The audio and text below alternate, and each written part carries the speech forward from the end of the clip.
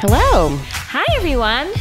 It's Danielle Schneider. I'm Casey Wilson. Welcome to Bitch Sesh bonus content. Bonus. That means no one's hearing this except for those people who are willing to shell out like $5. I love it. Thank you for doing so. Thank you. We appreciate it. Danielle. We wanted to get into some nitty gritty Housewives stuff. The stuff that we haven't really been able to do on the actual podcast because we're just not time because we're talking about an episode. So we really can't sort of go back in time. Exactly. You've been doing some reading. Yeah. Now, I like to touch down in my free time on some Housewives novellas.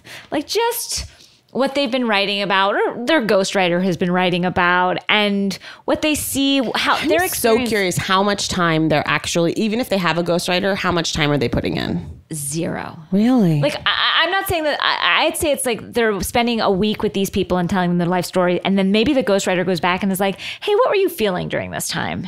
But a week, like a couple hours a day. Yeah. No big commitment. The money, I was just thinking to myself, like, what a joy to have had a ghostwriter writing a book for you where you see most of the money. Yeah. Like, the work we put into writing in a day is I need to get into this ghostwriting business. I just want a ghostwriter. I mean, no, not that anyone's going to read a book by me, but I'd like a ghostwriter just in case, in the event of. So you're reading Ramonacoaster. I'm reading the Ramonacoaster. But if it's poorly written, do you think the ghostwriter is saying to themselves, that's too good what I just wrote? I need to dial it back. The Ramonacoaster isn't necessarily poorly written. It's just not a book. It's a conversation. Like, it's like just like reporting. It's reporting. I'd love to hear some. Okay. Well, now I thought everyone would be interested in this because it's about when Miss Ramona met Alex McCord. And Alex McCord was probably one of the most controversial housewives of all times. And of course, her husband, Simon Van Kempen. God, Alex was the fucking worst. She was the skeleton worst. Social climber. Everyone disliked her, including all the housewives and all of the viewers. Like, there was no point where someone was like, I'm team Alex. Not one person was like, I like her. And I think, and then Simon was something like a wart on a frog. It was even more reviled. If you can hate something that much, I don't know if it's possible, but what I felt for Simon Van Kempen, what I think everybody worldwide, like if there's anything that could bring us all together as a world, it would be hating Simon Van Kempen. We all hate PK, but Simon also had the added just really creeped you to your core. Yeah, and he also was so thirsty to be on the show. He wanted it too badly. That social climbing aspect of the two of them was so gnarly. Yeah, it was gross. And so this I thought was a nice thing to touch down on because, I knew that she hated him, but it was kind of like fun to find out exactly what her first impressions were. So I'm just going to skip around a bit. But basically, this is chapter 4 out of 7. Just merely titled, Previously on the Housewives of New York City. It's just, again, reporting. It's nothing more than that. I first met Alex McCord at Townhouse, David Burke's innovative restaurant on the Upper East Side, just in case you didn't know it was innovative. My first impression, this woman is a boring Stepford wife. Judgmental? Yes.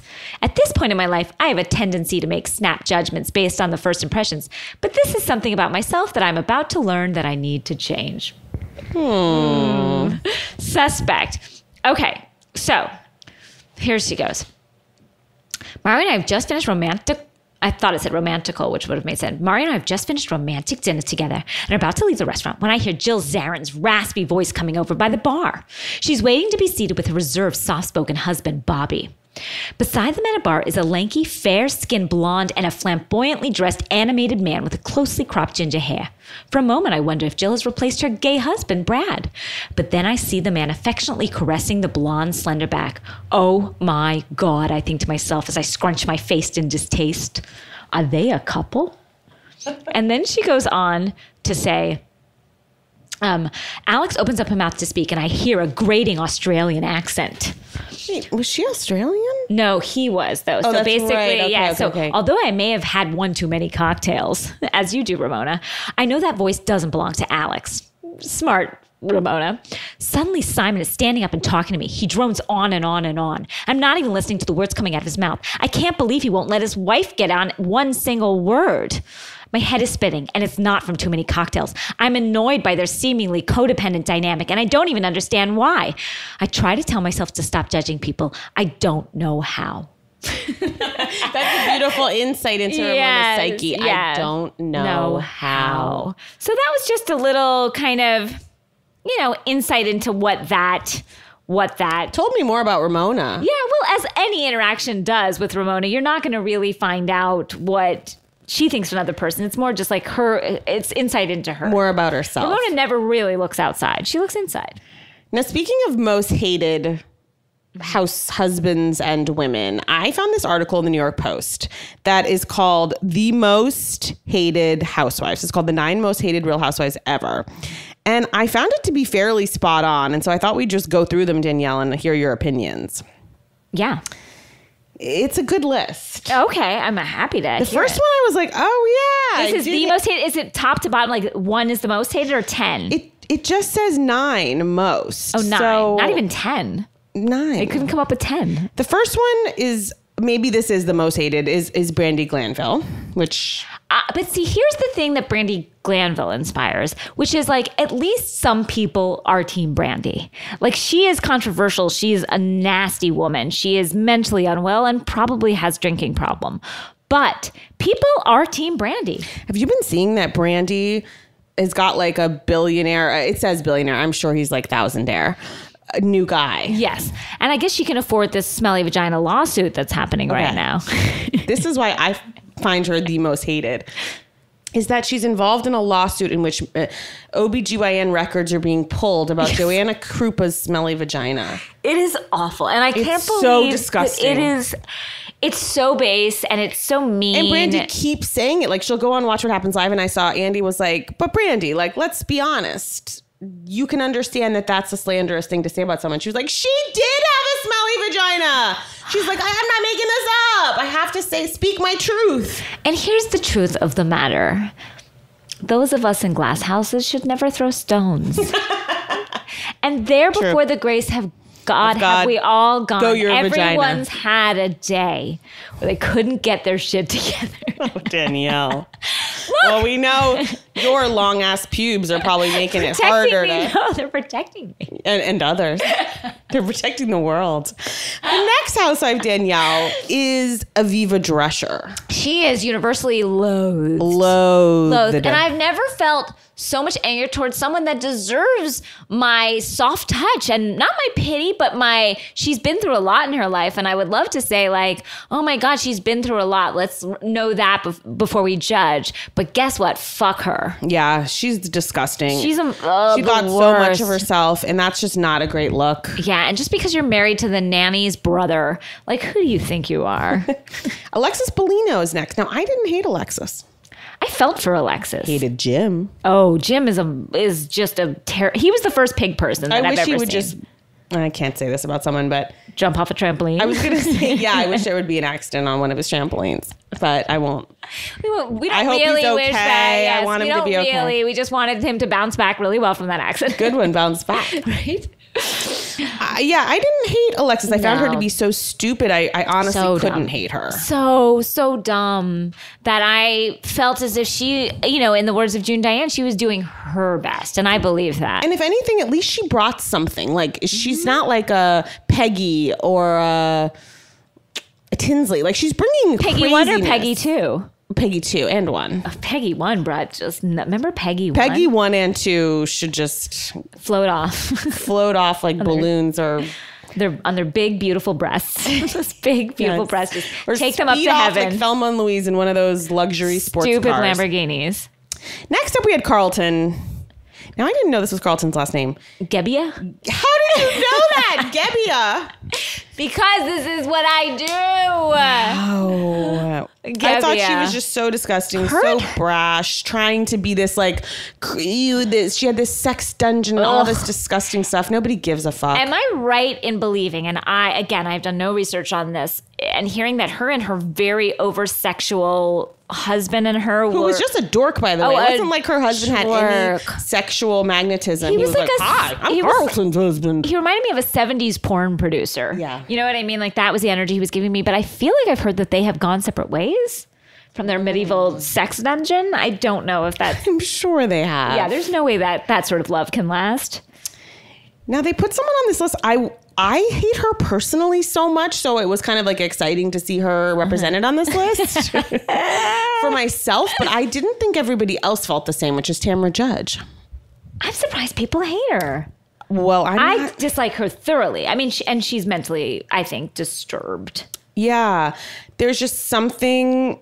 She's been on so long. I'm surprised. Usually Bravo is pretty good at disposing of unwanteds. I think this is her last season. Wow.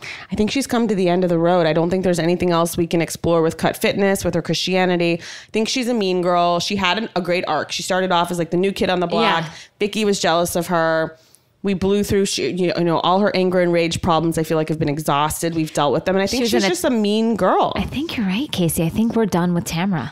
I don't know how I don't think she's done with the show. No, she's not done with Tamra. No, she's not done with Tamra. Like, I think Shannon will be on a couple more years. Oh, we've got more in Shannon. Yeah. We've got more to give with Shannon. But like you're when right. Heather got the boot, and I do not believe Heather walked away. No. I'll go to my grave saying that Heather got the boot. I agree, too, because she has been silent, and Tamra hasn't been to that house. Remember Heather was in Tamra's wedding, and they haven't even seen each other? I mean, isn't that so strange? Just goes to prove. Wow. And I know no one else is shocked except for me. And I'm still under this delusion that they're all in the off season hanging out and being friends. And I know that is naive and, below me. But I want to believe, and so I do. Next up, I strongly disagree, Kenya Moore. How dare you? Kenya's so fun. Yeah, she had some rocky seasons in the beginning, texting Apollo, Phaedra's husband, of course. But she is, she's nutballs. Like, she is truly needs to be medicated. I believe that. But I love her. And I know I've said some things about her and you've disagreed. But I have brought it up before. I met her once at the TCAs and she was lovely. I love Kenya and I don't accept that. No, and she's been wonderful this season. And though she may have married a man that she does not know and that none of us know. No. And just for some sort of publicity stunt, I say more power to her. Me too. Next up is Gretchen Rossi. Oh, yeah. Agree. It's hard. She has that Simon Van Kempen thing, and obviously Slade has it too, which is just wanting it too badly. A thirst and a her and terrible Jill fashion Zarin, they just want to get back on too much. Mixed with terrible fashion, mixed with Tinsley-esque curls, mixed with not being able to open her mouth when she spoke because of all the Botox. I don't need to see her making a Keurig cup of coffee in that little condo. In that sad condo. It's like, again, I can get that in my own house. Don't need to watch it on TV. The other people we can blow through, Mikhail Salahi from DC, of course. But I mean, again, she was so stupid. It was hard to hate. Yeah. And then there's Danielle Staub. Who's coming back. I know. So we're really in What I didn't hate with Danielle really quickly, and maybe people haven't heard it, is her duet with her lesbian lover. Can you give us Okay, let me pull it up. Taste of? Because it was called Real Close. Yeah. Real Close. June and I used to sing this duet. Yeah, it's a duet. It was beautiful. It was really beautiful. And it was all like one note. And I think just 2 words. It was just like real close. So close. Real close. So close. Real close. So that was close. about it. Yeah, like that. But it was really beautiful. Nice. That's a lullaby I sing. I'm going to sing my new son. But I'm glad she's back. I don't know what she's going to bring us, but I'm glad to be... New Jersey was a real snooze fest this year, so I'm glad to get it going again. Let's see what sort of new life she can inject. Danielle, I wanted to touch on some boots on the ground and just it as a concept. So we've gotten a lot of flack when we've released some of the live shows of people coming up to the mic who might not be what you call mic worthy. No. And I'll admit, I think we could have done a better job sometimes editing out certain people, but it's like, hey, we got to hear them too, guys. I know. We have to suffer. You do too. Yeah. But then some of our best boots on the ground never even made it to air. And that's been really upsetting. Yeah. Some asked not to air them, and we've respected that. Yeah. And then some of our best. Some of our best. And we can't. There's nothing to do or say about that. Can't we? Some of them. Trying to think. What were some really, really good ones? Well, there was some also wrong information. And know that our boots on the ground are no bigger experts than any of us. So they are voices just calling out from beyond. Yeah, one woman came up to the mic and she was being very coy, but she's like, I'm a ghostwriter for a famous Real Housewife. And the audience started screaming, Carol, Carol, Carol. And she did not deny it. No, and so we thought it was Carol. Of course. And then we came to find out through Twitter and through instant messaging that it was Lisa Rinna. And I want to say to her, no fucking duh. Yeah. Well, it wasn't a shock. Like, and again, God bless her for coming up and helping us. But at the same time. And look, I'll just say along our path, we've heard some varying accounts about if Carol Radziwill did or did not use a ghostwriter. I don't know if Aviva, there might be justice for Aviva out there. That's all I'm saying, unrelated to this woman. And again, we have no real proof. We None. just know no proof. We hear on in various cities. But this woman, we took it and ran with it. And we were wrong. Yeah, and we were wrong. And so but that was a boot on the ground that we messed up. But then again, not to blame our wonderful listener and who she came to the show, but we didn't hear you. Yeah. And that's on us, but it's also on you. And then there's some that are like very nasty boots on the ground. Like someone's like, I, was a waitress or a waiter at a restaurant and Bethany came in and she didn't seem to be paying attention to Brynn. Things like that are like, I don't know. That's there's your a lot opinion, of times. and it's just like, and someone could say that about me, like 100%. So a lot of like who's flying first class, who's not. A lot of like, most of them end with just simply, and then I took a picture with Lisa Vanderpump. Yeah. I want to say something about flying first class. Yeah. If you don't mind, Casey. Sure. Now, on this tour, Casey, this was a cross the country tour. I know that Casey is 9 months pregnant, but Casey said, I am going to put myself in first class during this tour. And I, of course, there and back, not in the mid cities, but on the cross country jaunts. And I was fine with that. That makes sense to me. I don't need to spend that extra money. I'm not 9 months pregnant right now. I'm a little more comfortable. And I'll just... Would you... I just have a question for you. Let's say you were like a billionaire, Danielle. Would you even ever spring for first class? I don't know that I could. I don't think you could.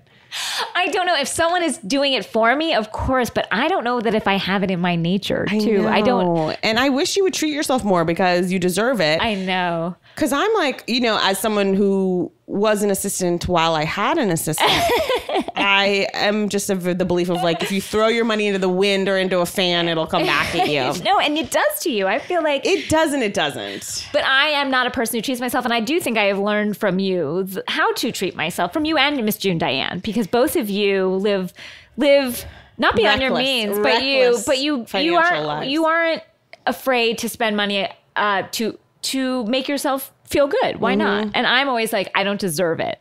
Like one time when our flight got delayed, I was like, I'll just wait 6 hours. You're like, I'm not fucking waiting. Like, I know it. But then I finally didn't do it. But like my first instinct is always to deprive myself. I don't know what that is. It's called, Terry Hatcher named it once. The scribe, Terry Hatcher, once just said, I'll take the burnt toast. And sometimes... Was that her memoir title? Yeah, it was. Wow. It was well, we had an embarrassing incident on the tour because in one of the mid cities when I was relegated to the riffraff of Coach with you. Well, first though, when we were going first class, we did run into a superfan and listener, and it was tough for her to like. It was so nice of her to come up and say hi, but then to see Casey sitting in first class and say hi to there, and she's like, well, I already saw Casey, and then she came up to me and she's like, yeah, I already saw Casey in first class, and there I was. Middle seat. And I felt the need to over-explain the situation because it's, like it looked classist. It's hard to meet your heroes, and I think it's hard to see them suffering in steerage. Yeah, especially when one of them is not. I know. And so it felt like a real divide in like what must people think of our relationship. And here's the thing, Danielle, because like I've really thought about this a lot, and I've been like, you know what? My doctor did say like if you can do it, like it's you're traveling very late in your pregnancy, it would be great. And I did do it, and it was a lot of extra money to where I probably didn't even make money on the tour, but. Would I do it again when I'm not pregnant? The answer is yes. I don't know that I won't do it again. If they and said, I want to prepare you, and I'm sorry to tell you like this. This is going to happen for next tour. This might happen again. And I'm going to tell you, if they're like, you can save $10 if you go in with the baggage, I'll be like, okay. We're all different. if you sit on April's lap, like you will save $20. I'll be like, all right, I'm in. Like, so you are going to have money. I'm going to need like donations, a Kickstarter for my funeral.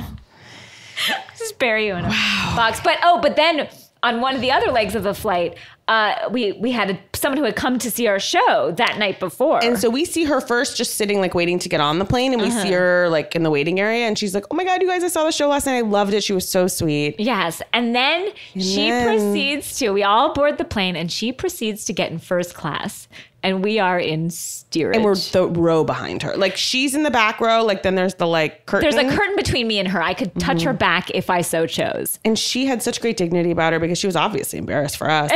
And, you know, she just kind of kept forward. Like, she didn't look back. She would have to look back to find us. She knew she couldn't look back. You know how, like, you're like, I have to move forward in my life. I've seen what I've seen, and I'm just going to move forward as if I didn't see it. It's so hard. It's like the end of The Wizard of Oz. Like, seeing behind the curtain, literally and figuratively. Yeah, and knowing that, like, we might seem like we, you know, are living these lives of writers and artists. But as I'm thinking about it, I'm wondering, I bet listeners are like, no, you guys don't seem like that. You know what, Kissy? You're right. I think they know who we are. Well, we've made ourselves. One more sad anecdote on our behalf is that a listener came up to April at the show. She said she was from Alaska Airlines. Now, I take this all on us. She said to April, this is crazy. The girls aren't flying first. Please call us. We would love to put them in first. And we heard that and made that call that night. Like, Not only made the call, April got her info, and we made April. It wasn't just something we forgot to follow up on. No, we made many attempts to contact many attempts, and she simply. I think she probably like sensed our thirst and was just like, I can't get back to them. This is too sad. It's too sad. They want it too much, and I can't bear witness. Even though I offered this, I know I can't bear witness. Can't respond. Yeah, so. Again, here we are. Trials and tribulations, we all have them. Of course. But some boots on the ground. Yeah. And some boots on the ground. My favorite one, and I don't think this made it into a show. And this was not told that we couldn't say it. Yeah. It was the best one. So many of our fans, as we said, have slept with Shep. Yeah, all of them. Everywhere I go, someone's like, slept with Shep. Like, they'll just come up to Shep's house. Yeah, and they just like yell across the room like, I slept with Shep. And they don't want anything more. They just want to tell me. Yeah. Which I appreciate. But at this show, this girl comes up to the mic, and of course she slept with Shep, and she tells us the most unfortunate kind of pregame anecdote about Shep, which is, God bless him. She says that before they slept together, he played for her upcoming episodes, 3 of them, of the show to kind of butter her up.